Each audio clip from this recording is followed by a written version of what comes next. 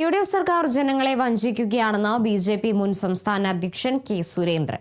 പ്രകടന പത്രികയിൽ വെച്ച ഒരു വാഗ്ദാനവും പാലിക്കാൻ പോകുന്നില്ല. സ്ത്രീകൾക്ക് കെ.എസ്.ആർ.ടി.സി. ബസ്സിൽ സൗജന്യ യാത്രയിൽ ഗതാഗത മന്ത്രി പറയുന്നത് ഒരു കാര്യം, മുഖ്യമന്ത്രി പറയുന്നത് മറ്റൊരു കാര്യം. ശബരിമല യുവതീ പ്രവേശനത്തിനെതിരായ പ്രതിഷേധത്തിലെടുത്ത കേസ് പിൻവലിക്കുമെന്ന വാഗ്ദാനവും പാലിക്കപ്പെട്ടില്ലെന്നും സുരേന്ദ്രൻ ആരോപിച്ചു. ജനങ്ങളെ പറ്റിക്കുന്ന ഒരു സർക്കാരായി കേരളത്തിലെ മുഴുവൻ സ്ത്രീകൾക്കും കെ.എസ്.ആർ.ടി.സിയിൽ സൗജന്യ ബസ് യാത്ര പ്രഖ്യാപിച്ചതാണ്. എന്നാൽ ഇപ്പോൾ പറയുന്നത് കേവലം ഓർഡിനറി ബസ്സുകളിൽ മാത്രം. അങ്ങനെയല്ലല്ലോ പ്രകടന പത്രികയിൽ പറഞ്ഞത്.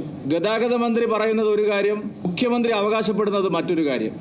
എല്ലാ വിഷയങ്ങളിലും സർക്കാർ ഇതുപോലുള്ള നിലപാടാണ് സ്വീകരിക്കുന്നത്. സർക്കാരിനെ അധികാരത്തിൽ കൊണ്ടുവരാൻ ഏറ്റവും കൂടുതൽ സഹായിച്ച ഒരു വിഷയമായിരുന്നു ശബരിമലയിലെ സ്വർണ്ണക്കൊള്ള.